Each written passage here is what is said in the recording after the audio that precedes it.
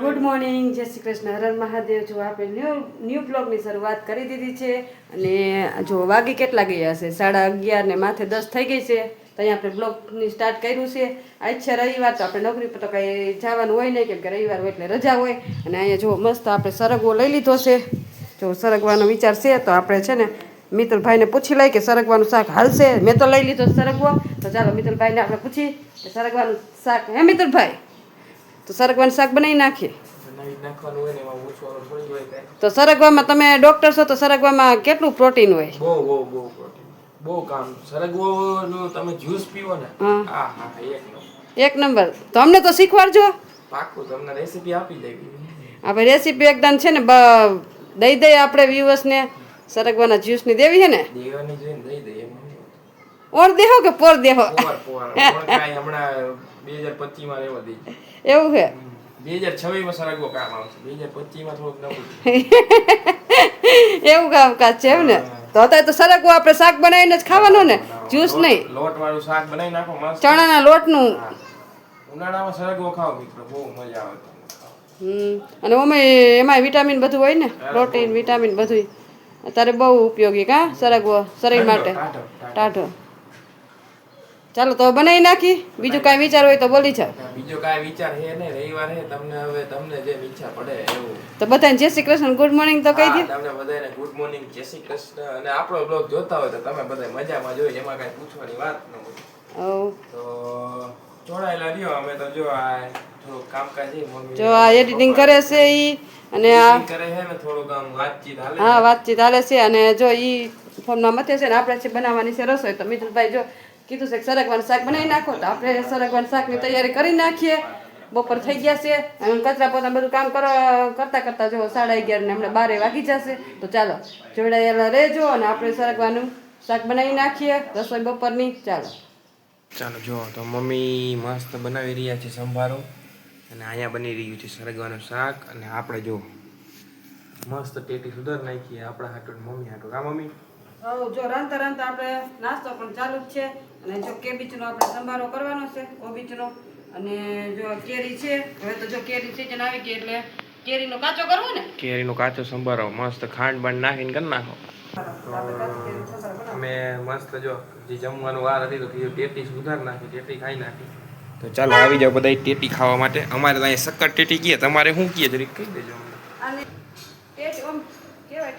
અમે તો આમ જ ખાઈ મિત્રો, બટકા કરીને ન ખાય, કટકા કરી અમને આમ જ એમનો ફાયદા. મમ્મી નવરી નથી, નકર કટકા કરીને ત્યાર સ્પેશિયલ દ્યો તો ભાઈને મજા આવે.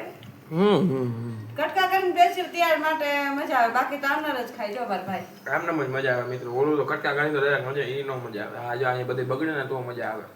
તો આડો ટેટી ખાવા માટે અમે જો મમ્મી બનાવે છે, અમે ખાઈ લઈ. તમે પણ આવી જાઓ. મિત્રો વાગ્યા હે 3 અને મમ્મી કરી રહ્યા છે ચણા સમા કરી રહ્યા છે. કા મમ્મી? તો ખૂબ તડકા જેવું હતું, તો આપણને એમ થયું કે આપણે થોડુંક કંઈક બનાવી મસ્ત. તો જો મસ્ત આપણે લીંબુ શરબતનો કાર્યક્રમ ચાલુ કરી દીધો છે. તો આપણે બનાવીશું લીંબુ શરબત. થોડું પૂછતું જવું પડે, કેમ બનાવે? પણ મમ્મી રોજ બનાવે, પણ મમ્મી મીઠું નથી બનાવતા. આજે મીઠું શરબત બનાવશું. તમે પીશો ને મીઠું શરબત? મીઠું તો બનશે, તમારે પીવું હોય તો પીવો, બાકી જાય. બરાબર ને? મીઠું પીવાનું હોય મિત્રો. ગ્લુકોઝ ની કમી થઈ જાય ત્યારે, વિટામિન સી ની કમી. અમે ખાટું પીવડાવી તમને શરબત. ઈ તો વિટામિન સી એક જ મળે. તમે ખાટું પીવડાવો ને તો, મીઠું પીવડાવો ને તો તમારા શરીરમાં ગ્લુકોઝ એ બન્યું રહે, અને મીઠું નાખો તો ન્યુટ્રિશન પણ બન્યા રહે, અને વિટામિન સી તો ઓલરેડી હોય જ. સો અમે 3 વસ્તુનું ધ્યાન રાખીએ. તમે ખાલી વિટામિન સી પ્રોવાઈડ કરો, એમ ન આવે. ઓકે, તો આપણે ચાલો હવે બનાવી નાખશું. ઓકે चलो खांड का तो आज धोएला है, ये टीका है, देखो इधर शुगर लिखेला है, ये आज धोएला है मम्मी ने. तो हम डालेंगे खांड. कितनी डालेंगे मम्मी? जितनी तुम्हें चाहिए उतनी डाल दो. तो हम खांड डालेंगे 2 नाख दी है, ये तीसरा डालेंगे और ये चौथा. इतना तो मीठा पियेंगे. डायबिटीज का कोई डर नहीं है, क्योंकि किसी को डायबिटीज है ही नहीं. मीठा कितना डालेंगे? हाँ, ये पूरी चम्मच गई, और ऊपर से थोड़ा और. न्यूट्रिशन की कमी बिल्कुल नहीं होनी चाहिए मित्रों। चलो ये मसाला डाल देते हैं मित्रों। थोड़ा खट्टा हो गया है, 60 ml वाटर डालेंगे तो इसको ऐसा पकड़ेंगे। 60 ml तो नींबू शरबत बन गया है, देखिए भाई। हम सर्व करेंगे मम्मी जी को। ये लीजिए आपका नींबू पानी, थैंक यू। नींबू शरबत पीजिए और बताइए कैसा है। बहुत बढ़िया है ना? कैसा है? अच्छा खट्टा मीठा? बहुत बढ़िया। बहुत बढ़िया। हमसे तो ज्यादा अच्छा किया आपने। तुमसे तो अच्छा करेंगे ना, आप नकरा खट्टा कर देते हैं, ऐसा नहीं चलता है। अच्छा अच्छा होना चाहिए, पीने में मजा आना चाहिए मित्रों। तो ऐसे ही नींबू शरबत के लिए बने रहे हमारे ब्लॉग चैनल में। तो मित्रों वाई गए 5:45 ને આપણે પ્રોગ્રામ ઉપર પ્રોગ્રામ હો, દરરોજ પ્રોગ્રામ ઉપર પ્રોગ્રામ કરવાના થાય છે. નમતું મૂકવાનું થતું જ નથી. આજ તો પ્રોગ્રામ દિવસ જ છે, રવિવાર. ગામ મમ્મી તો જો પૌવા બને છે આપણા મસ્ત મસ્ત. મસ્ત પૌવા જો મમ્મી બનાવી રહ્યા છે મસ્ત. નાસ્તામાં તો કઈક જોઈ ને એમ.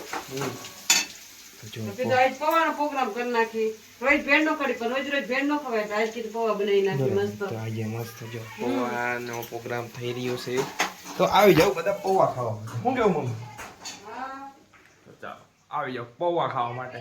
ચાલો મિત્રો વાગી ગયા 9:30 અને આપણે કરતા હતા થોડું ઘણું એડિટિંગ કરતા હતા. અને જો એડિટિંગ આપણું ચાલુ જ છે. એડિટિંગ કરતા કરતા ખબર પડી કે આપણે એન્ડિંગ કરવાનું બાકી રહી ગયું. કા મમ્મી? જો મમ્મી અમારે હવે કામ કરે છે બધું, વાસણ ને કચરા પોતા બાકી છે તો કરી નાખે. આપણે એડિટિંગ કરી નાખીએ. તો તમને મારો બ્લોગ કેવો લાગ્યો કોમેન્ટ કરી નાખજો. લાઈક શેર સબસ્ક્રાઈબ કરવાનું ભૂલતા નહીં. અને મળીએ કાલે નવા બ્લોગ સાથે. ત્યાં સુધી હર હર મહાદેવ અને થેન્ક્સ ફોર વોચિંગ.